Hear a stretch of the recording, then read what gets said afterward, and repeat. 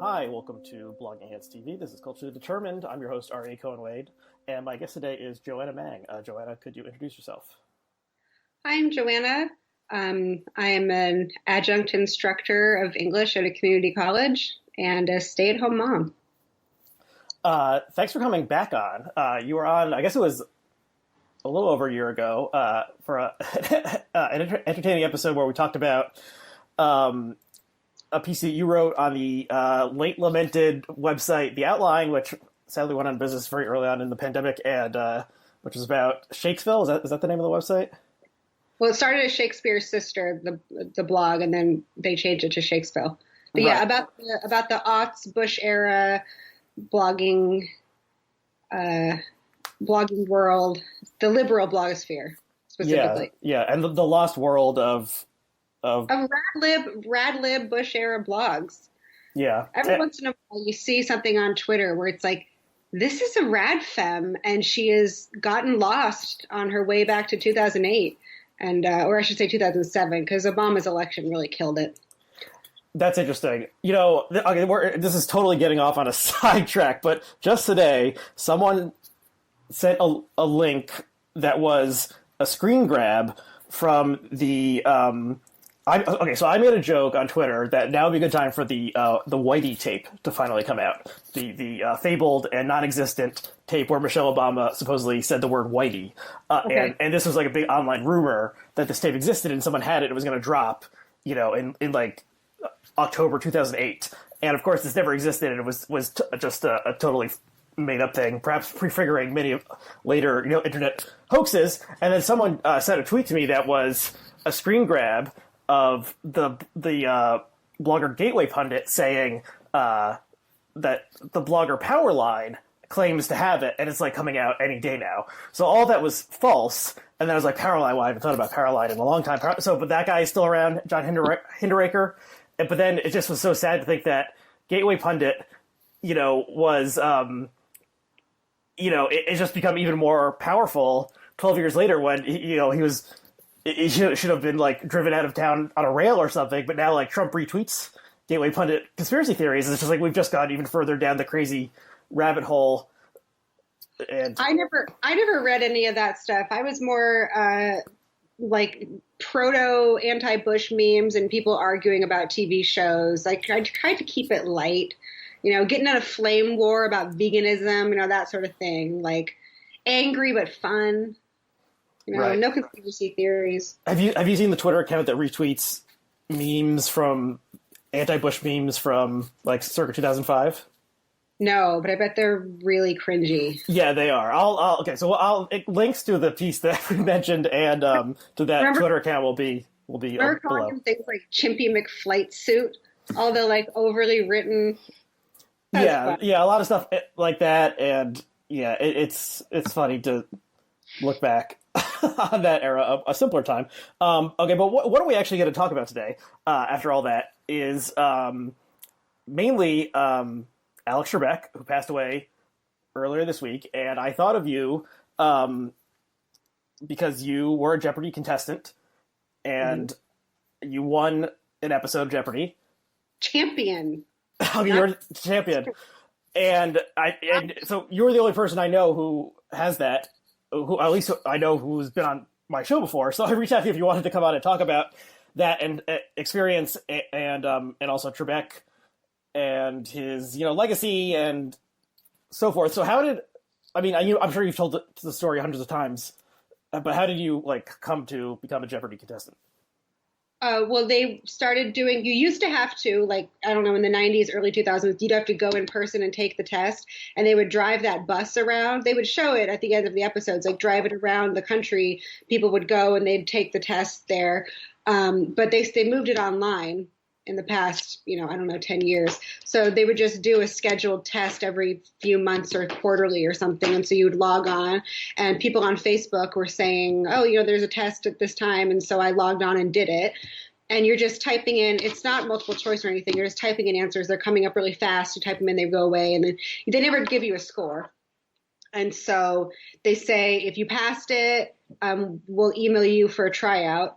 And so a couple months later, they emailed me and said, come for a tryout in LA. So I drove up to LA because I live in San Diego, and did the tryout at a hotel, and they have you in a big room, and you're taking they give you a sheet of paper and you're writing all your answers, and then they have you come up to the front and play a mock game, just like at a banquet table, and you've got the real buzzer, and you play a mock game with people, and they tell you, project your voice, stand up straight. They're trying to like help you be telegenic. Like they're trying to help you at every step of the way. The Jeopardy people are trying to help you get on the show. Uh-huh. Like they're so nice, but it was funny how some people like are still like muttering, or they're saying or they're kind of speaking into their chest, and it's like, well, they're not going to pick you to be on TV if you're doing that, no matter how, even if you aced the test, like you still have to work on TV. And so I don't remember who gave me this advice, but they were like, try to be sort of like up and bouncy. And so I wore like a magenta top, and I was, wore a lot of makeup, and I was kind of like, I got one wrong. I was like, and, but they liked me. And so part of it is not just doing well on the test, but do they like you? Do they want you to, do they think you'll look good on TV as a person? Because some people don't do well on TV. They sort of, right. So then they never, at the end of that, they don't tell you how you did on your test. They don't tell you whether they liked you. And then you go home, and then they're like, we have 18 months. If you made the cut, you go into the contestant pool for 18 months. So we have 18 months to call you. Wow. So then some number of months later, I don't know, maybe 4 or 5 months, they called me and said, we're going to have you come in and play the show. But because I was a local, they have 2 local alternates, so people who are within reasonable driving distance of LA.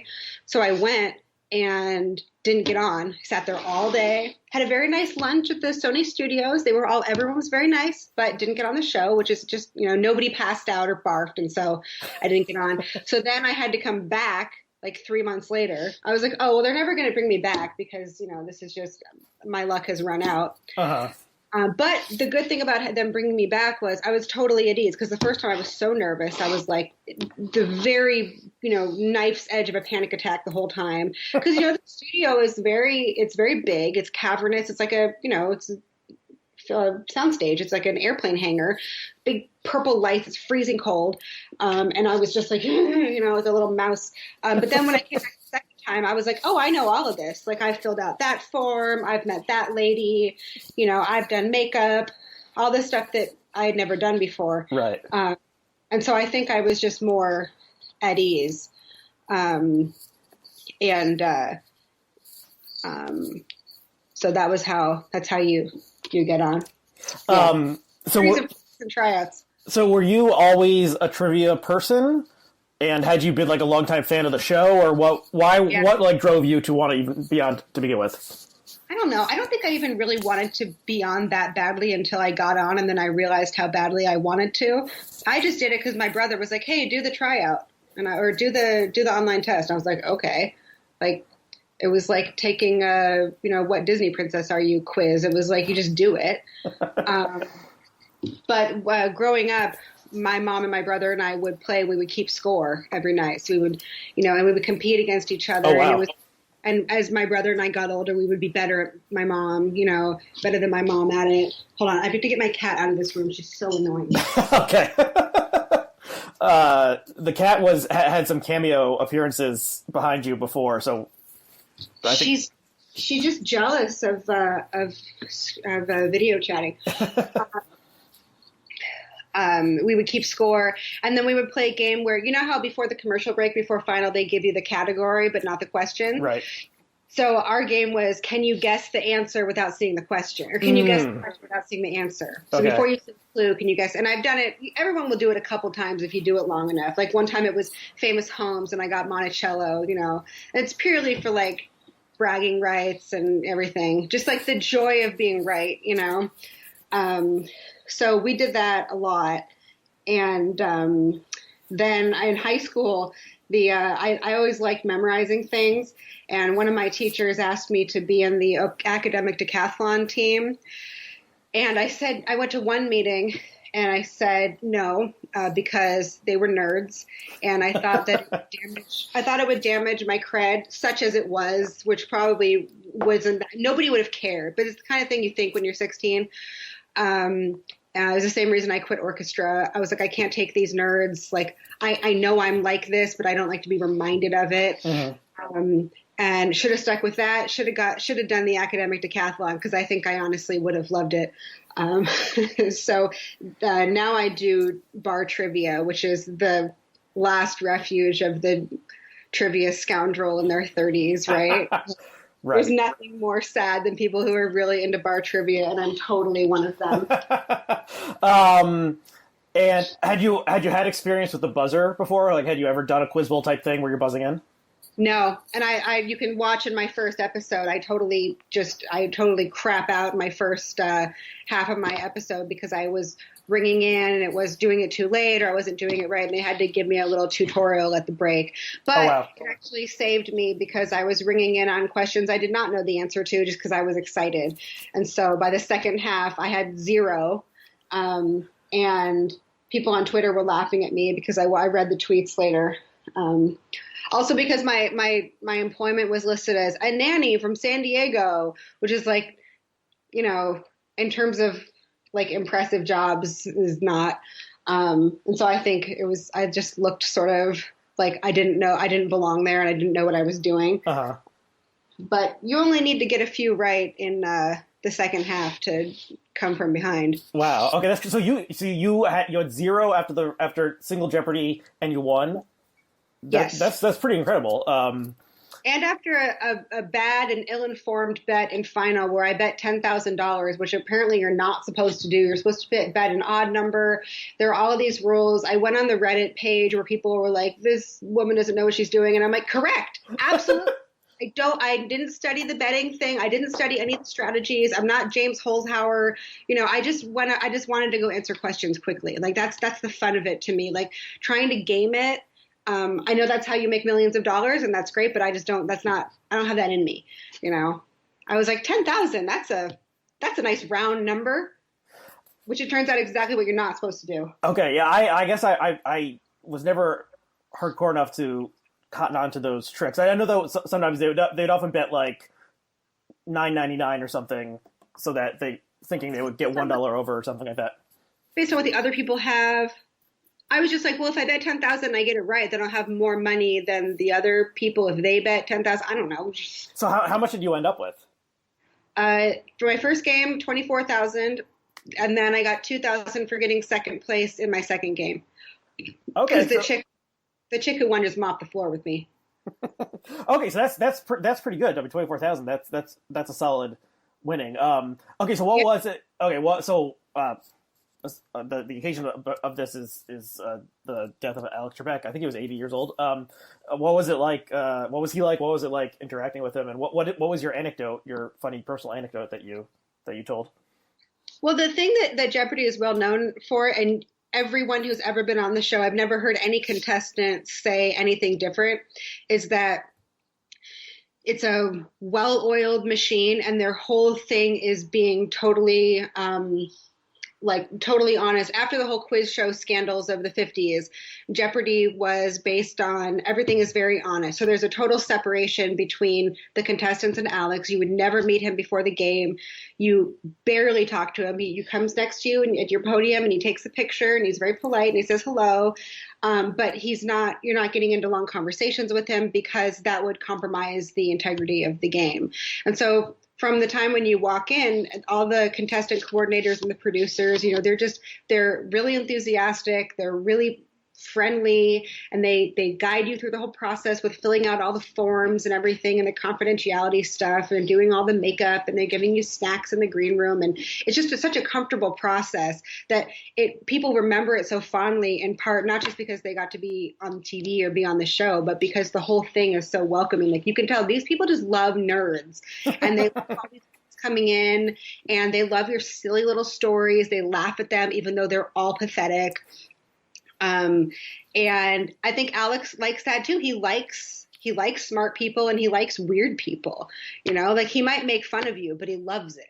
Mm-hmm. So my anecdote was that I met my husband in the Craigslist personal section, which is, I mean, you can't get much more pathetic than that. And then my second anecdote for my second game was that I was a big Ken Jennings fan, and that I made a T-shirt with his face on it. That I actually have the shirt right here. Wow. Okay. So stay tuned. Listeners, you're not going to get this, I suppose, but viewers, the shirt will be on very shortly. It's just a picture of Alex Trebek, and it says the Ken dolls. Uh-huh. The Ken dolls was just me and Brandy Jensen. It was a 2-woman club, but you know, we could do a club. And I did little hearts around him while he's buzzing in. Uh-huh. And I let me show the shirt. I brought the shirt with me, and they let me show it on TV. And Ken tweeted something like, checking the stalker laws in my area or something. He's so humble, but he's also rude and funny. And I also just think Mormons are hilarious. So, big Ken fan. So. Okay, so you have brief. Okay, that's interesting. I hadn't thought about you're interacting with Trebek briefly because of the 50s quiz show scandals immortalized in the film Quiz Show, and also reading the obituary. The germ of the idea of Jeopardy came from those scandals because the contestants were given the answers illegally or whatever without telling the audience, and then the guy who created the show was Merv Griffin, right? Created Jeopardy. He or his wife mused what if you had to know the question instead of the answer or something like that. I never heard that. Yeah, that was in the New York Times obit of Trebek. And well, game shows are also very strict now with when you're going on, you're not allowed to tell anyone you're going to be on. So you couldn't tweet. You will never see anybody tweet, I'm going to be on Jeopardy. They're only allowed to tweet when their episode's going to air. They'll tell you, my episode's airing, whatever date. They cannot tell you the outcome. And they're really strict about it. So if they had called me and said you're gonna be on the show in March, and I had put on Facebook that I was gonna be on it, and they caught me, I would be, the invitation would be rescinded. Interesting. Because they don't want to risk even the appearance of people having an in on information. Right. Yeah. Makes the game so fun, I think, because that it's real. And that comes through in the show, that these people have no idea what the questions are going to be. All are the general trends, and it's all coming spontaneously right then. Right. I think is what makes it watch. So so let's talk a little bit about Trebek. And, there was, after he passed away, there was kind of an outpouring of love for him online. And I mean, it kind of, he's like the man with all the answers, and at this time of global uncertainty, it's like we're losing the guy who knew all the answers. Of course, he didn't actually know the answers; he just had them written on cards or whatever. But he had this sense of authority that was kind and stern at the same time, and he never got too emotional compared with our current authority figure in America. Very different. He just he was Canadian. Maybe that has something to do with sort of the a kind of sense of remove or something. Or he didn't show a ton of emotion. And right, he had a little bit of mystique about him. It's we don't know much about this guy. Not that the information isn't out there. It's just that he never made himself he's not the main character of Jeopardy. The contestants are. He's just there keeping everything steady. Mm-hmm. And in a way that just sort of a weird magic that made people trust him. But also, there's a reason, one of the reasons why people love Jeopardy, because it's predictable. It's always the same. It's fast. They're not wasting your time. It's why it's why Jeopardy is the top of the game show. If you've been on Jeopardy, then that's it. It's what people are working up to, because there's no BS. I mean, like, I can't even watch an episode of Who Wants to Be a Millionaire with all of like the hemming and the drama and the artificial, you know, and they're drawing out one answer. It's like, you know, and they're giving you multiple choice. It's like, no, get it done. Ask a question, answer, question, answer, question, answer. Like, let's go. You know.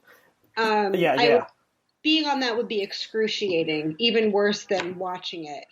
You know, I never thought about this before, but it's, you know, you could make a sort of argument that there's a sign of the culture, of the change in the culture of, you know, like a game show like Jeopardy where very smart people are answering, you know, like 150 questions or something in rapid fire.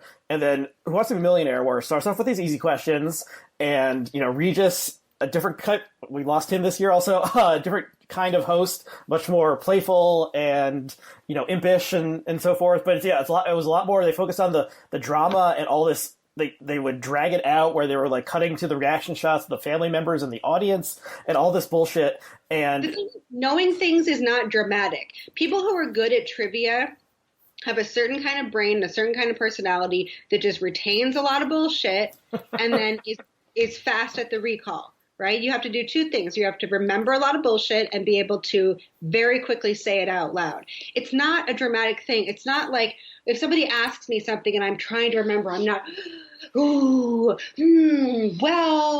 one time, you know, like I'm not recalling like stories from my past.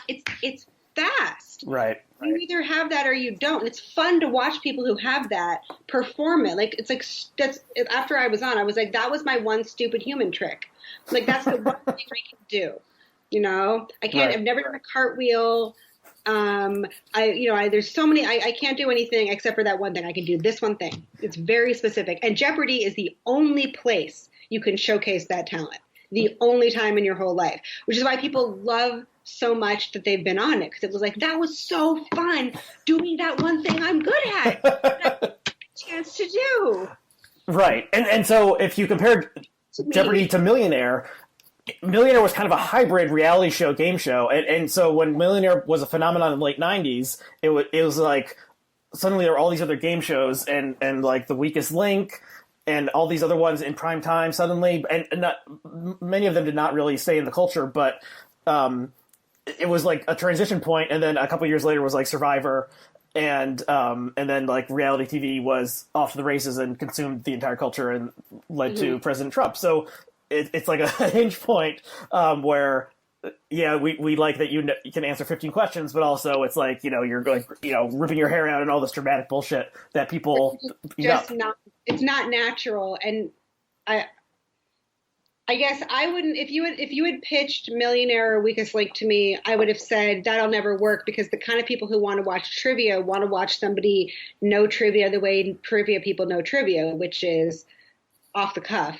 But I would have been wrong about that because apparently people love watching somebody take 5 minutes to know the largest lake in South America or whatever. Like, I don't get it, but that's why I'm not rich. Well, yeah. I mean, you got $25,000. So did they send you a check? How does that work? $1,000. Yes, they send you a check for the entire amount because it's taxed as income, so it's your job to report it.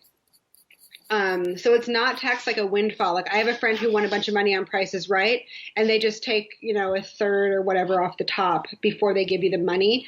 And ABC is different. They just send you the whole check, and it's your responsibility. So I took it to the bank, and the teller was all excited because she had to get the manager, and the manager was like, "I'm going to photocopy this for you, so I have that like somewhere." She was telling everybody, "Look, it's a Jeopardy!" And then they just deposit it, and then you pay it. You pay your taxes at the end of the year, so you just report it. Yeah, that's interesting. So that's being better because you keep more of it, especially if, like me at the time, I was married and we weren't making much money at all, and so I think I kept more of it than I would have on another game show. Mm-hmm.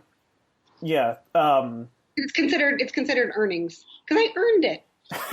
That's interesting. I mean, yeah, maybe because Price is Right is more of a game closer to gambling or something. It's like a game of chance in some aspects. I know, the only thing I know about the payouts on that show is that supposedly, at least maybe back in the 90s, at the end they would offer you either all of the prizes you won or a cash equivalent, and most people just took the cash equivalent because they don't actually want a speedboat or whatever. What are you going to do with it? Yeah. Yeah. So, but then Yeah, but I bought this lovely bed,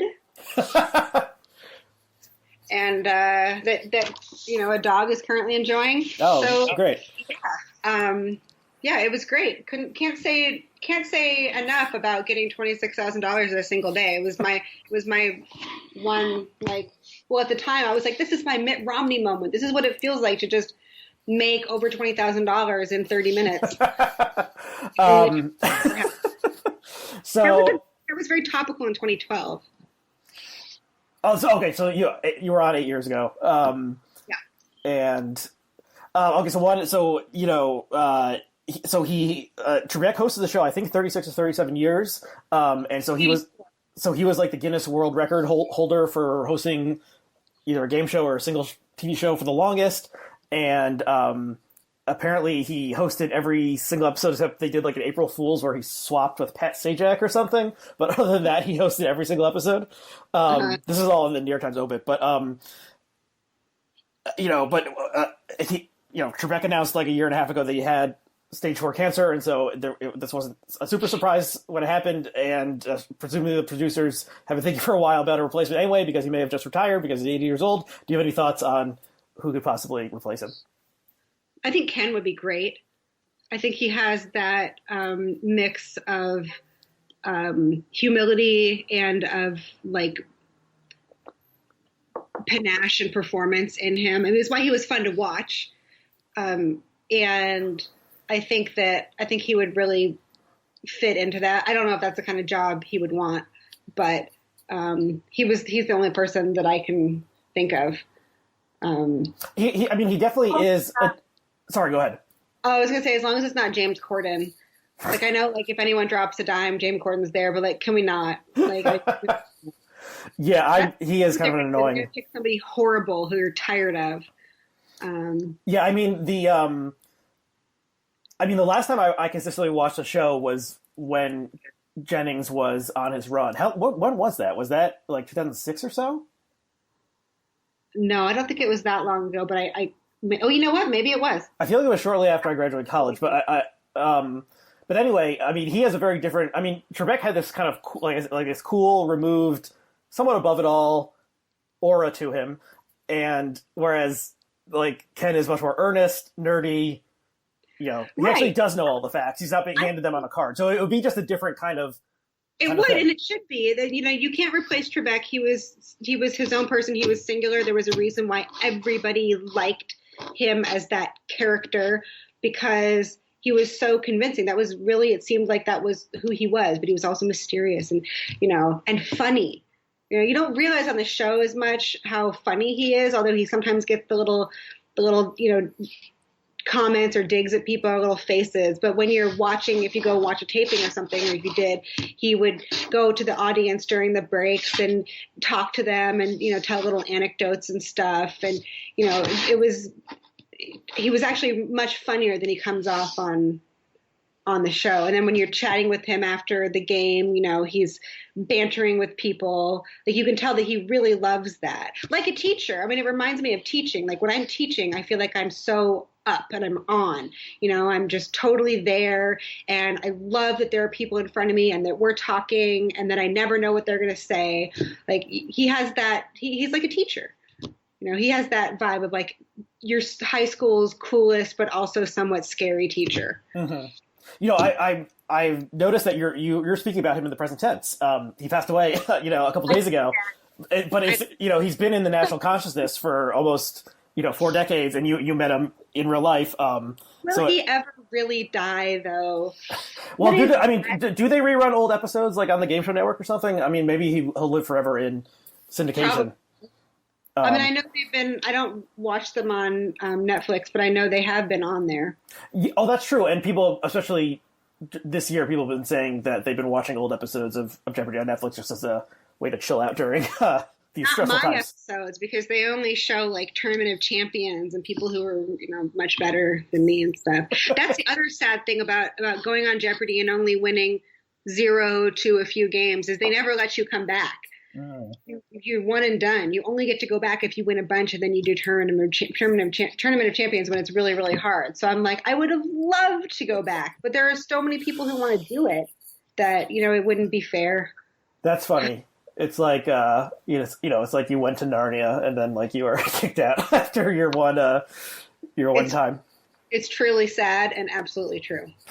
So I briefly want to tell I have a Jeopardy story much less exciting than yours, but when I was, I think, a junior, 2004 or so, College Jeopardy came to my campus, and so they did a.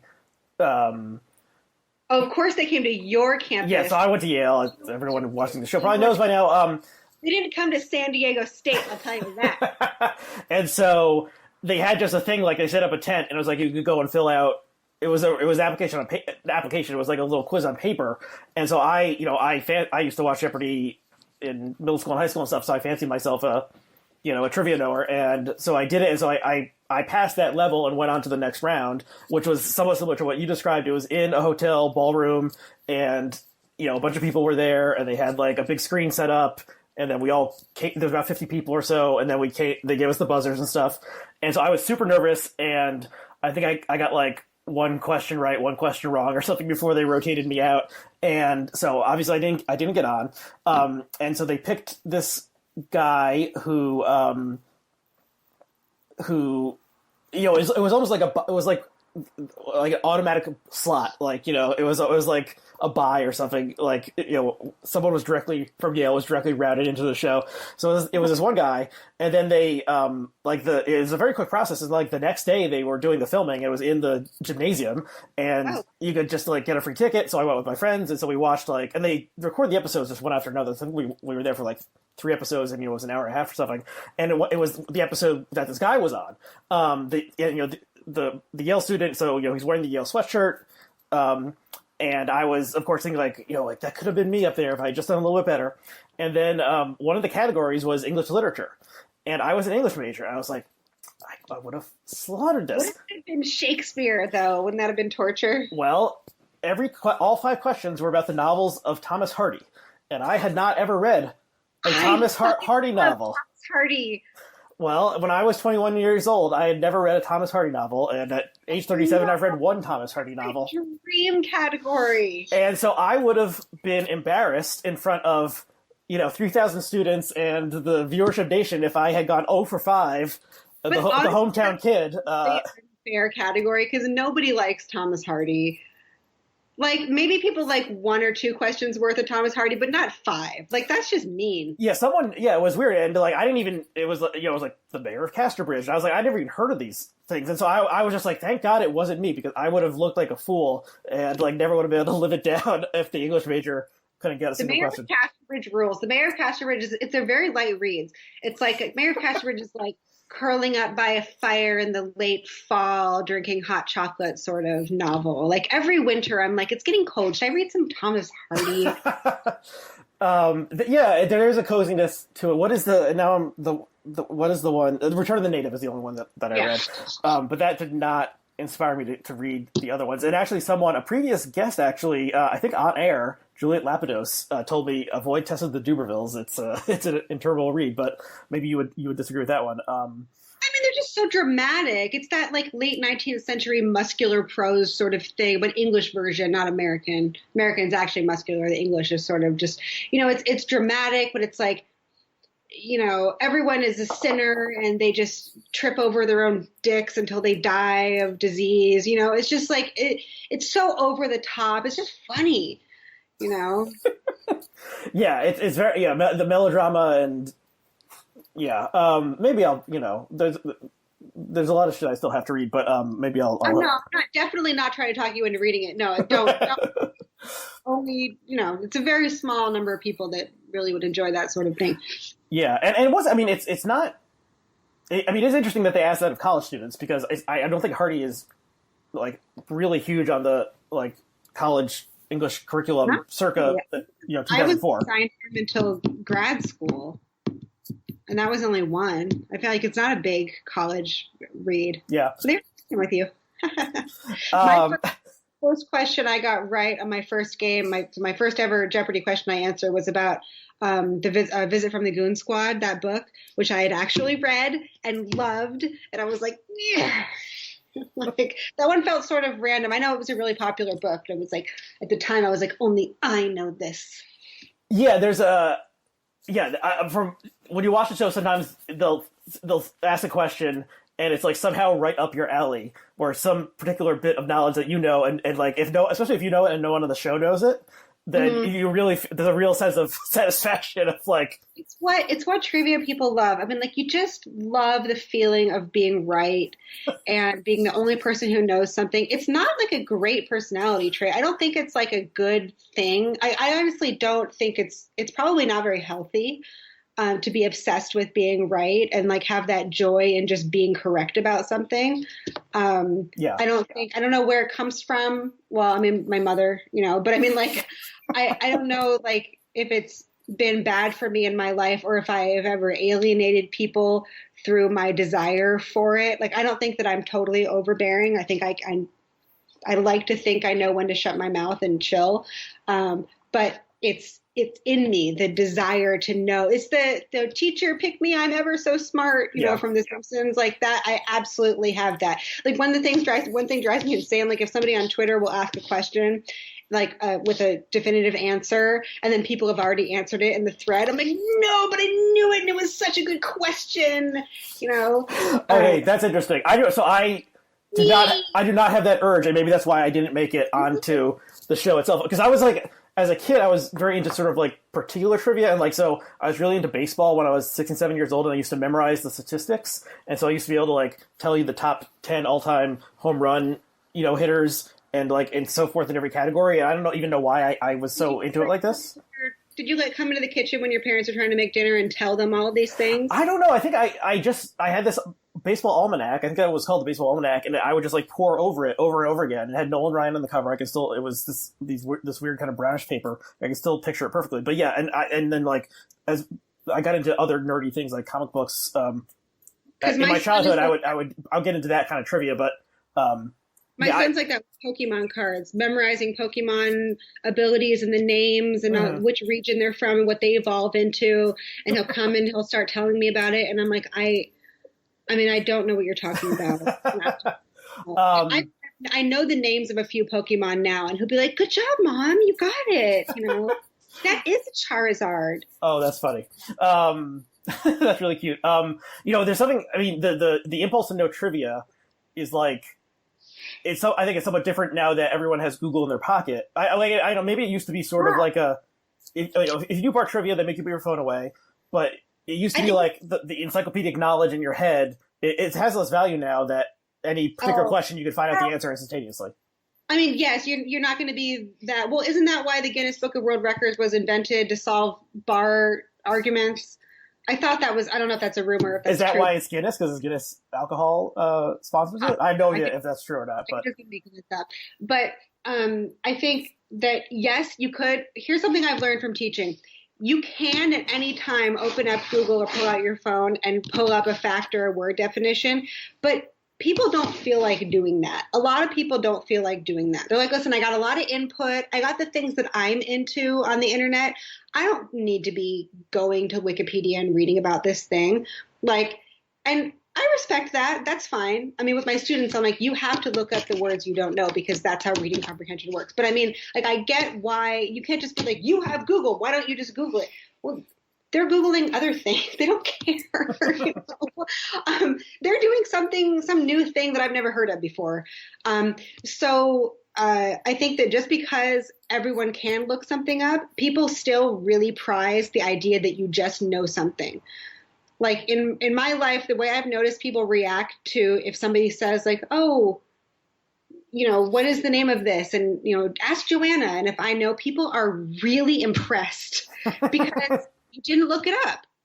Anyone can look it up, but people are really impressed by the stupid human trick. Just like I'm really impressed when somebody can, walk around on their hands, like that's amazing. I could never do that. I can't even do the monkey bars. My wrists are weak and sad, So like there are things that people can do. Like, I'm really impressed by people who can curl their own hair. I can't curl my own hair, or French braid their own hair. I'm like, wow, how did you do that? That's magic. That's what knowing a bunch of garbage is.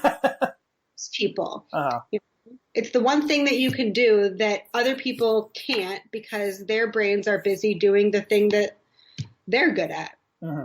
And you think about like the things that your brain, like I do.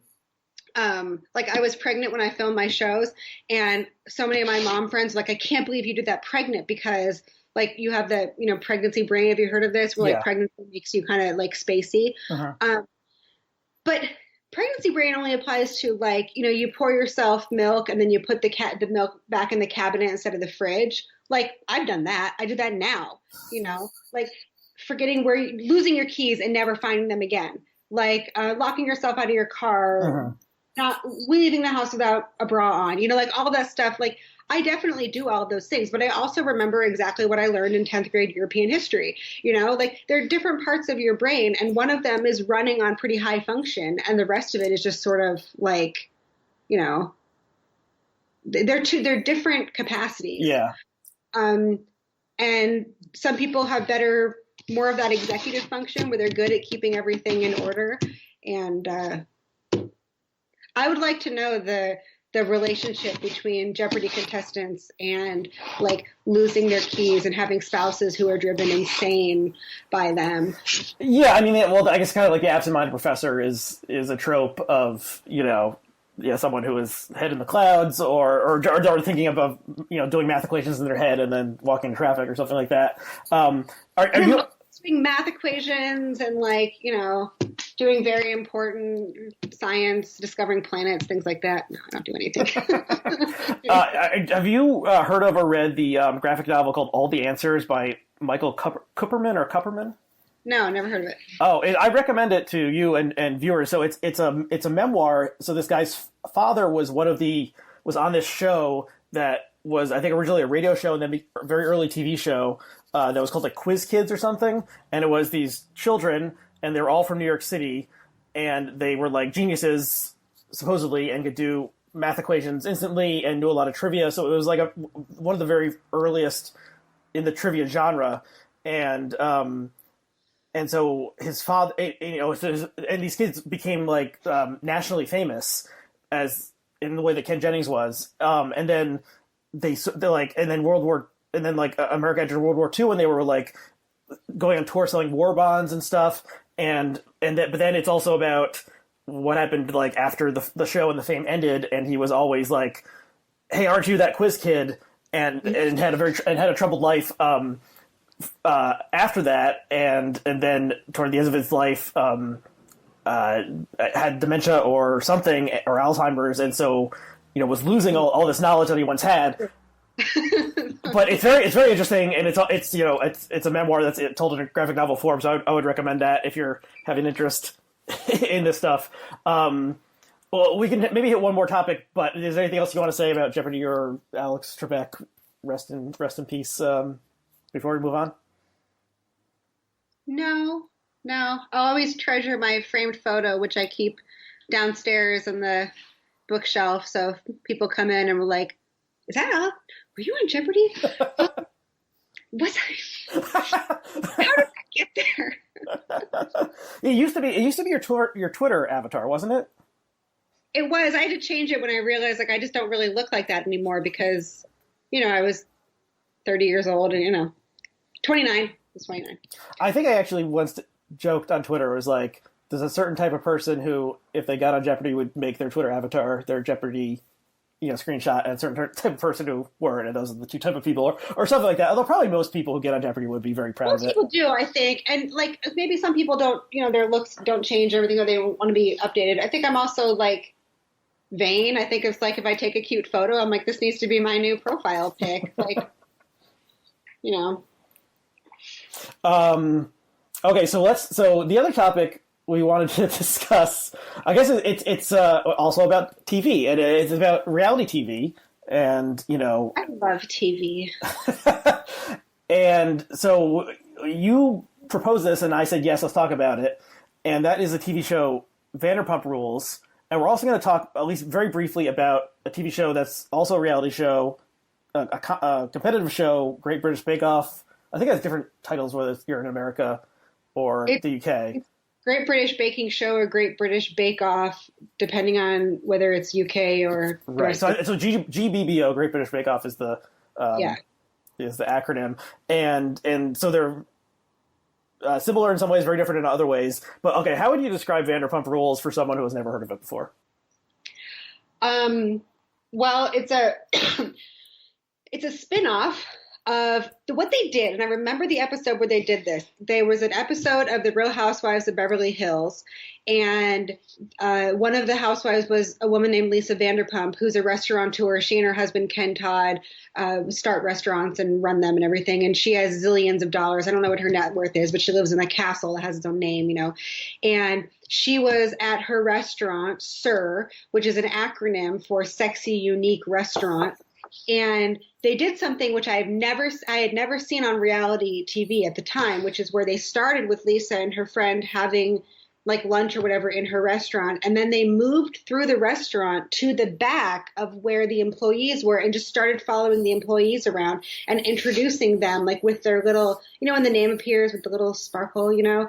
And I'm like, well, why are we following this waitress now? This was Beverly Hills Real Housewives. And now you think you can trick me into watching this new? I don't want to watch this new bullshit. Like, I've signed on for Housewives. So I think this is called a backdoor pilot in the biz. It's kind of like, yeah. So like, there's an episode of The Office where very sneaky, where it's all about Dwight's farm, and the main characters aren't in it that much, and they introduce like Dwight's like nephew or niece or something, and the show was never picked up. But they kept it as a regular episode of The Office. So and then on Vanderpump they did this with this show Summer Rental or something. Summer House. Yeah, they did the same thing. When it happened again, you know, then I was like, oh, they're doing that thing. And then I stopped watching. I didn't watch the second half of the episode because I'm like, I don't care about this Summer House. Yeah, that when I saw that one. So I watched Vanderpump, although I had never actually watched any of the Real Housewives of any city or whatever. But when they did that switch over to it turns out you're actually watching an episode of Summer House, I was like, this is a beta switch. This is such bullshit. I can't believe it. Like, they tricked me.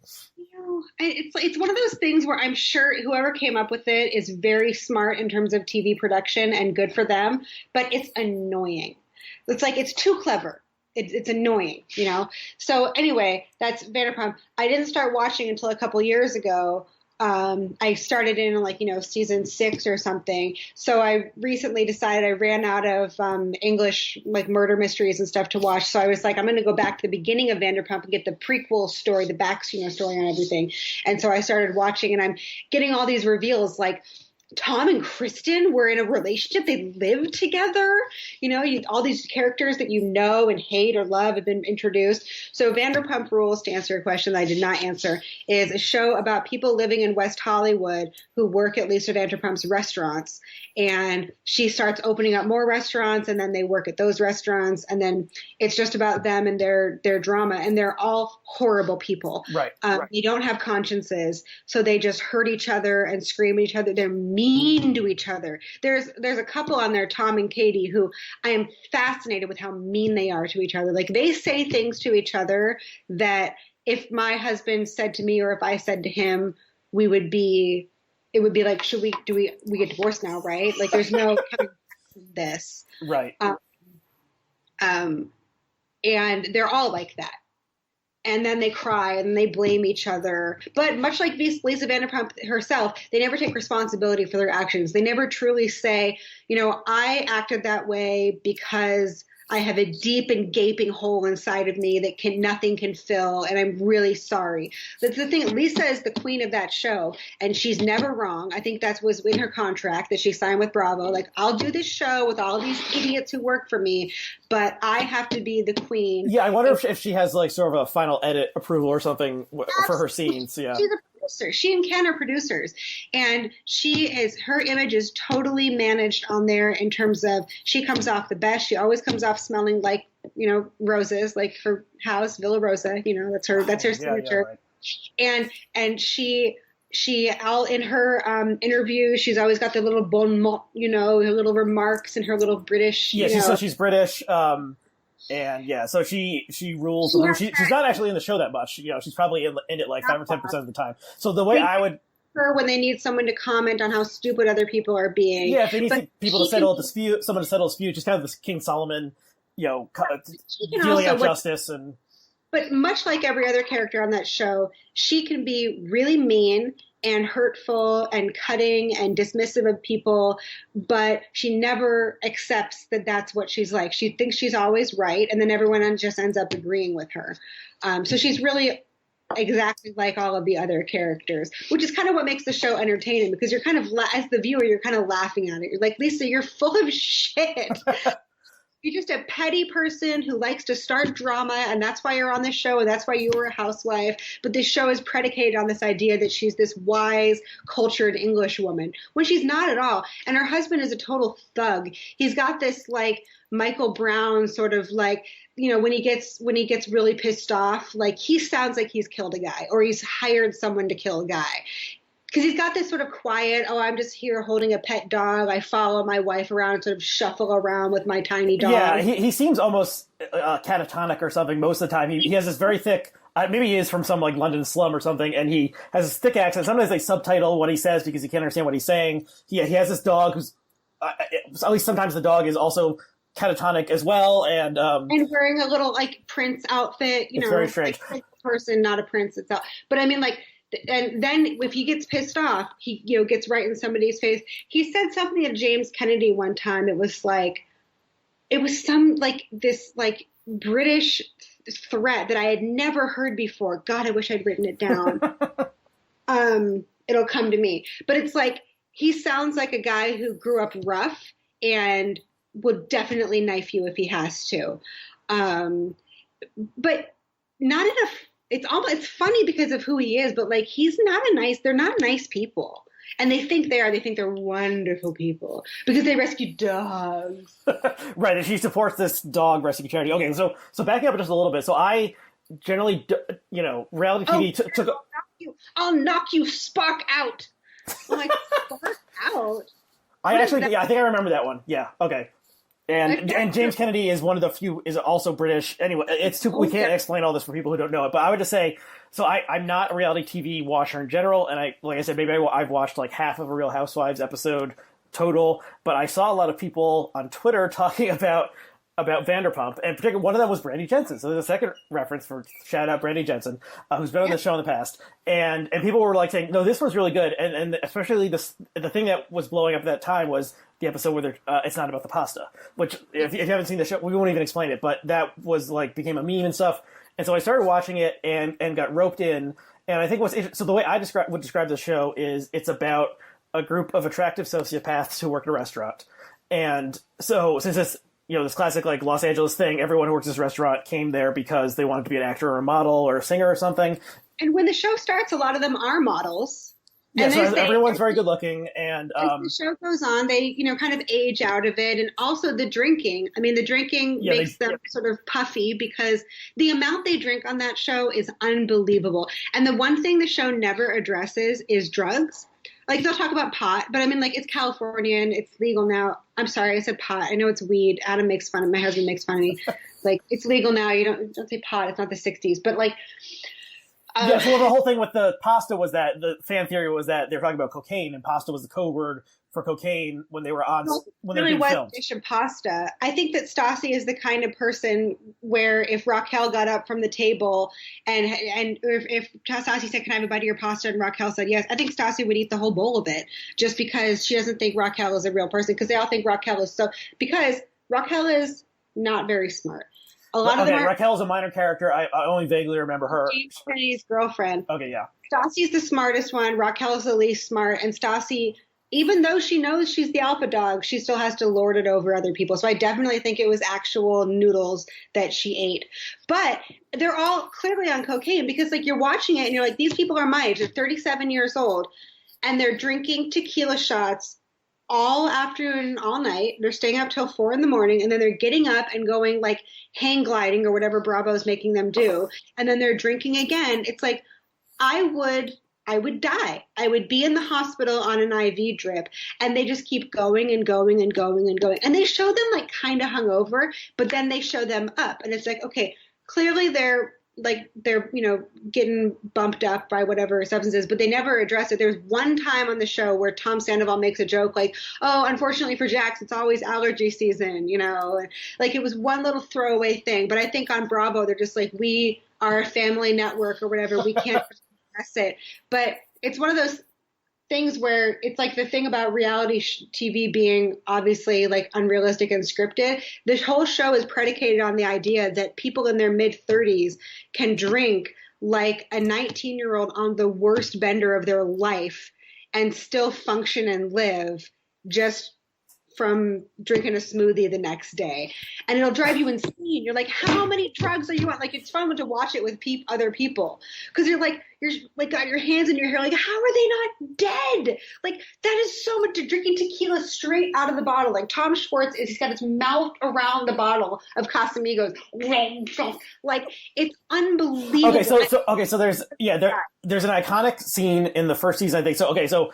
There's this guy named Jax. He's kind of the main character at the beginning, and he is he's the most like perfectly sociopathic person I've ever seen portrayed on screen.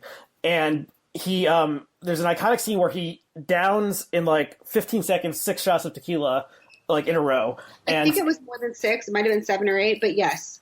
And so he's like a bartender at this bar, and he's kind of a washed up model actor, although clearly he like never had any real acting ability, kind of like a little over the hill. And then as the years go on, he's getting puffier with all this drinking and drugs and just the natural aging process.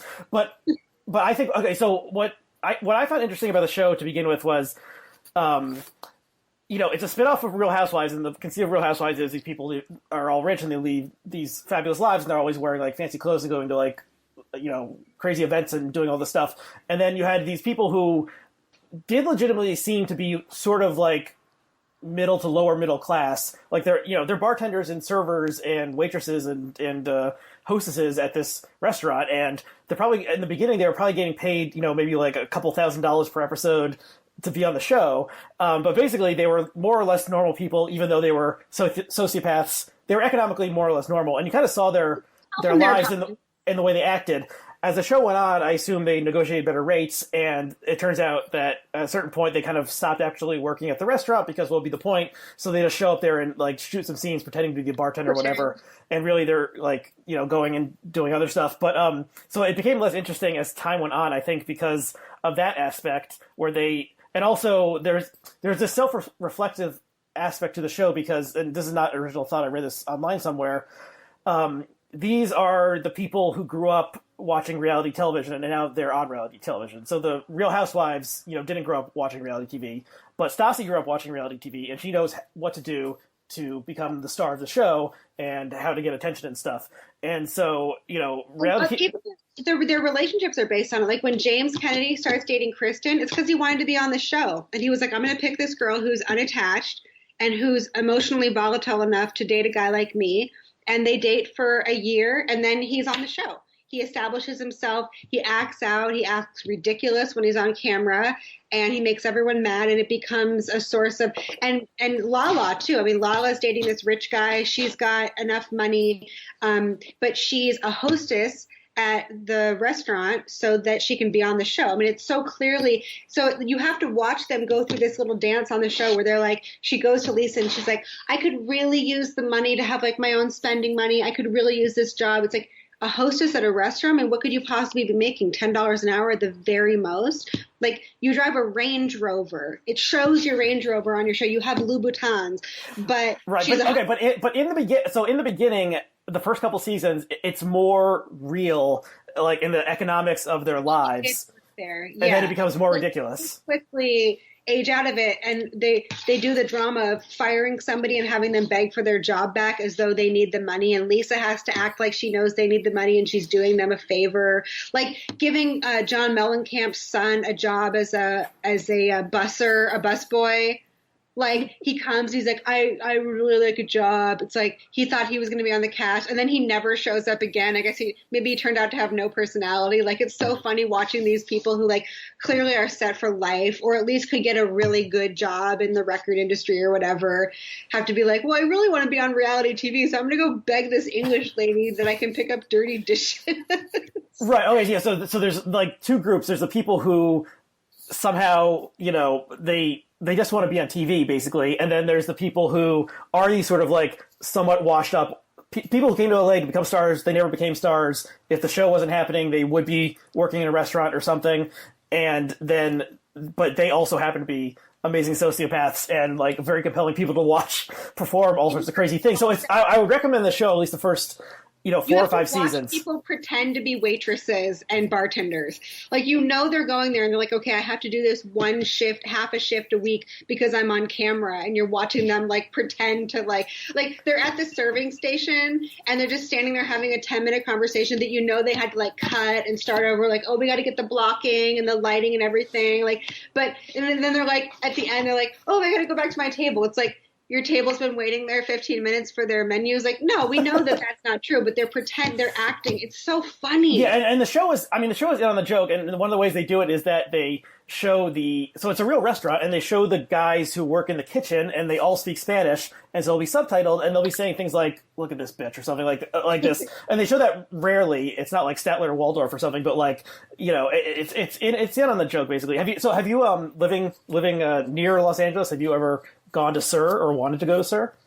I refuse to go to any of those restaurants because I know it's like Bravo Disneyland, right? Like if you look in the background of the shots, you can see like the people are like looking around, or like they'll show Jack's bartending and there's like it pans over and there's like 3 women my mom's age taking videos of them on their iPhones. Well, there's a camera crew walking through the restaurant, so either you can pretend that they're not there, or you can be like, hey, what's going on? There's a camera, but you're in Sir for a reason. It's not the food. Lisa has this thing, this sounds really bitchy, but it's like Lisa has this thing that like, oh, Sir is like this upscale sort of hip, sexy, unique restaurant experience. Okay, it looks like a dump, first of all. They've got like, you're mixing shabby chic with like purple velvet plush. It doesn't work. And everybody in there looks like they're on vacation from Ohio and they wanted to go to the Lisa Vanderpump restaurant. Like it's not the thing that she says it is. It's just people trying to participate in that experience. It's right. That like, most photographed bar in America thing. It's like, it only is because you said that and now everybody goes and photographs it because it's the most photographed bar in America. That was in a book or something. But anyway. No, that's interesting. And there's a parallel to Trump and The Apprentice of, creating the reality. Was Sir a successful restaurant in the year 2005 or something? Who knows? Like, obviously it kept on going, but like now it's way more successful because they pretended it was really successful and a cool place to go. So people did go there in the same way that Trump pretended he was a brilliant businessman who could make all these great decisions. And that's where he made all the money. Yeah, it's exactly like that. And so I'm like, okay, because my friends and I last year, we took a little trip to LA to do a little girls weekend thing. And one of my friends was like, oh, we got to go to all the Vanderpump restaurants. And I'm like, okay, but here's my question. Are we going because we want to go there, or are we going to have the experience of having been in a Vanderpump restaurant?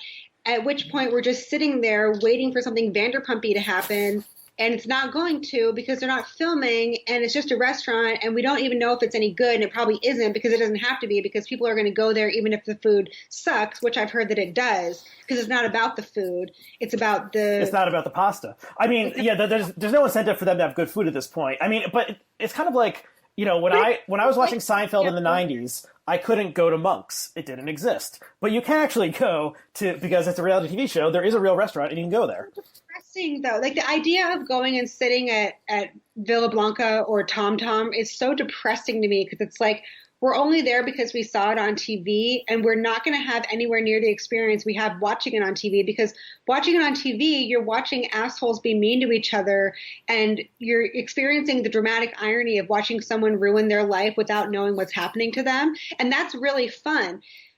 I'd rather eat a good restaurant. So what we did that weekend, I talked them out of it, and we did the Asian food tour of LA. And we had Korean barbecue, we had Thai, we had dumplings. It was amazing. We had sushi, and it was all like, LA has fantastic food. It's like LA is ugly and it sucks, but the food is amazing. Mm-hmm.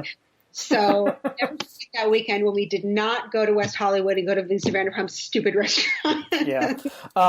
Okay, so would you recommend people watch this show after we've been like ragging on it for 30 minutes? It's so fun. No, it's the most fun. You can't not have opinions about it too. Like you could be watching it sort of in the background while someone else is watching it, and you'd be like, "Oh, that bitch again! What is she doing?" You know, like you can't not. Yeah. Yeah, I agree. Like I said, I kind of fell out of it, and I didn't watch the most recent season. And then they got kind of side casualties of the Black Lives Matter movement because some of the cast members, including the main ones, Stasi and Kristen, had like pulled this ridiculous racist stunt a couple of years ago, and it got dredged up again, and so they got fired. Who knows what they'll do now? But not surprising, by the way. Not surprising that they have racial sort of issues. Yeah. It was a really white cast anyway. It's something you notice pretty fast. Like they'll have a black member on, they sort of leave. They're always a side sort of, and not just black, but like in LA, which is such a diverse city, you know, in terms of like Latino, Asian, you know, South Asian, all white. Right. And it's something that they never addressed. And I know you can just tell what the people are like. You know, you can just I'm sure there's a cultural studies dissertation to be written on, you know, critical racial analysis of Vanderpump Rules. I do it. I just don't have the time. Okay, so let's just very briefly, I just want to bring up this other show. We mentioned it, Great British Bake Off. Another reality show. This one is a contest, but it really is. I mean, Vanderpump, I think, is sort of as good as that version of reality genre could be. And I think Great British Bake Off is kind of like as good as sort of the reality competition or at least cooking competition show could be. And probably most people have heard at this point. It's a BBC show. I think it actually switched to Channel 4 or something, not one of the public channels. And they've changed the host a couple times, but it's a baking show. It's amateur bakers in Britain, and they assemble in this tent and you know, are given challenges, and it's kind of the same thing every week. But it's just such a like deeply and pleasantly enjoyable show. And I've described it as like televised Ativan. Like you just watch it and you chill out, even though they're rushing around and like are worried that their bread is going to collapse or whatever, or they're screwing up somehow. The stakes are pretty low, and everyone is very friendly. That's part of it. Like it's not a backstabbing thing. Because there's no incentive to backstab. They actually help each other. Yes. So you give your reaction to the show, then I'll give my theory about why the show is successful. Why it's successful. I mean, people love. I mean, you can practically smell the cinnamon coming off of it. You know, it's just like it's like a pair of warm socks and a Yankee candle. You know, it's comforting. It's fun to watch around the holidays. You know, you're all cozy. At my house, we call it the cake show. That's what my son called it when he was like 3. My husband, he was an amateur baker, watches it like it's competitive sports. He doesn't watches Bake Off, and he yells at the contestants like, "Oh, she's over kneading that dough," you know. Oh, so he's like a Paul Hollywood type. Yeah, although he has his issues with Paul. He really liked Mary Berry when she was on. Right, so Paul Hollywood is the only host/judge who has been consistent through like the 8 or 9 seasons of the show, and all the other ones have circled through. But he's sort of the mean judge, but he's not as mean as like Simon Cowell was on. You know, it's still a gentle sort of mean. I mean, he's not looking to take digs at people. He's just honest. He's just very particular. Maybe almost like an Alex Trebek sort of character, where he's got white hair. He's a little bit of a silver fox. He knows what he thinks is good, and he'll give you praise when you earn it. And if not, he'll give you a little look. But he's fun to watch. He's got something about him. He's a compelling guy, and he's kind of no nonsense. He doesn't sugarcoat, no pun intended, or whatever the things he's saying. Whereas usually the woman who's the other, the other judge is often kinder in the feedback. He'll just be like, "You failed here," or something, or like, "The flavors just didn't work," or he'll just say it like that. They do a great job on Bake Off of creating an atmosphere of, with the gentle music and the way that they shoot it, where they go around and they give the backstory of the person. They show them cooking in their sort of humble, modest kitchen, and they tell about their families. Mm-hmm. They do a really good job of getting a diverse cast that represents the diversity of Britain, Yes. And going into people's backgrounds. Like they'll have a woman who is of Lebanese ancestry and she'll use like Lebanese spices in her cake, and they'll go into like why she's using this certain flavoring. And, I think it gives you a picture of a person that is so humanizing of them and so gentle towards them and humane. It's kind. It's just a kind way of presenting people. We're like, here are people who are pretty good at this thing that they do, and here's their family, and here's them having a nice time. And when they get booted off, they're disappointed, but they're like, it was still a nice experience. Like you get the sense they're having a nice time. Yeah. I wonder if, I haven't read anything about people who have been on the show, but like it seems almost like a Jeopardy experience where people are like, well, that was nice. Like, I'm glad I did that, and I got to show off, my, although harder than Jeopardy, I think, because like getting like 24 biscuits that are all the same size. The challenges, especially as the seasons go on, the challenges get increasingly insane. And yeah, so the people are very talented. So so you mentioned the diversity. So it's not just like, I think it's interesting that there's like a regional diversity in the UK that we don't always see on like whatever UK stuff comes to America. Like the episode I just watched last night, they were making Cornish pasties. There was someone from Cornwall, and he was like, I have to really represent Cornwall, or like everyone back home is going to make fun of me if my Cornish pasties aren't great. And so, there's, people from Scotland, people from Wales, and the regional things that like I just don't know a lot about. It's just interesting to see that. And then there's also like all in the new season there's a woman who is of Persian descent who wears a hijab, and it's not just a bunch of white people. And it's not just a bunch of like hot people. They look like people there's often elderly people. There's people, overweight people. Yes. People who are just like not cute. Like people who would never be on American television, basically. Yeah, and they're having such a good time, and they're really focused on something. It's so satisfying to watch someone be really good. It's just it's like Project Runway. It's so satisfying to watch someone be really good at something that they're creative with and that they love, and watching them create something out of nothing. Like that was the joy of Project Runway for me. It's like these people are artists, and you give them a pile of stuff and they turn it into this beautiful gown. How did they do that? You watched every step, but you don't get it. Mm-hmm. And that's why Bake Off is fun. And with the gentle atmosphere, it just makes it soothing. Yeah. So there's like Jeopardy. It's fun to watch people be really good at the one thing that they're really good at. Yeah. There's also So there's other ways it's not like a traditional, at least American reality show. So there's no like villain. They don't make people out to be total assholes, and so there's no Omarosa who you're rooting against or something. Maybe there's people you don't like as much, but like everyone basically is presented as a nice person. And you never have enough reason really to dislike somebody that strongly. Yeah, no one is secretly like stealing, like switching the salt and the sugar or something so that their fellow contestant fails. Like there's none of that backstabbing, backbiting stuff. Everyone seems to like each other, and so that is very different. And just the pleasantness of it, and they're all. Maybe people in Britain are more polite. If that's a true stereotype, I don't know. But okay, so my theory about the secret reason that the show works is that is national health insurance, and so of course it is because so what's interesting. Another thing that's different is that if there was an American version of the show, the winner would get $1 million, or they would get like seed money to start their own bakery or whatever. But they emphasize that all these people are amateurs and they all have actual jobs, and in normal times they return to their homes and their jobs during the week and come to do this on the weekend.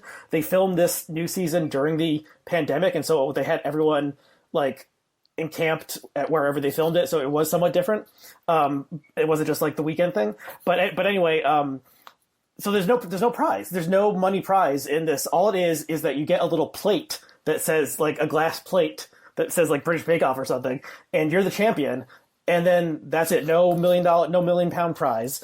And if there was an American version of this show, there would be people on there whose children have cancer and they need to win the money so that they can pay their medical bills. And this is not a problem in the UK. It's all paid for. And so people are not all, there's like less, if they win or lose, it's essentially just for pride, and they get like a blue ribbon essentially, and that's it. And they always do these follow-ups, and maybe a few people on the show have somehow translated it into like a further career as like a TV, food person, but most of them just return to their regular lives, and they keep on baking for fun and to make food for their loved ones.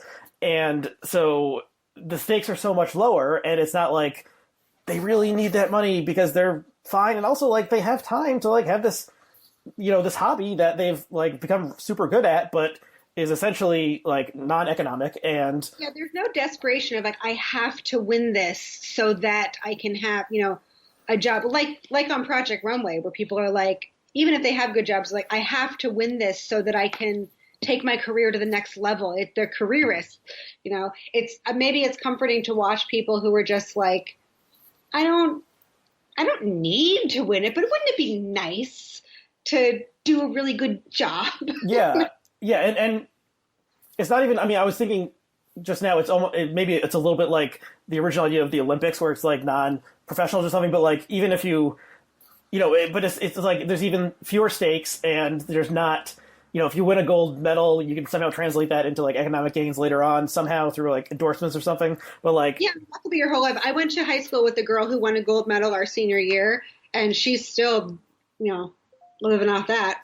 That way, she's just, like, once you retire from your sport, you can still be a commentator, a coach, and you're always going to be Olympic gold medalist, whoever. Like, that's it. You did it.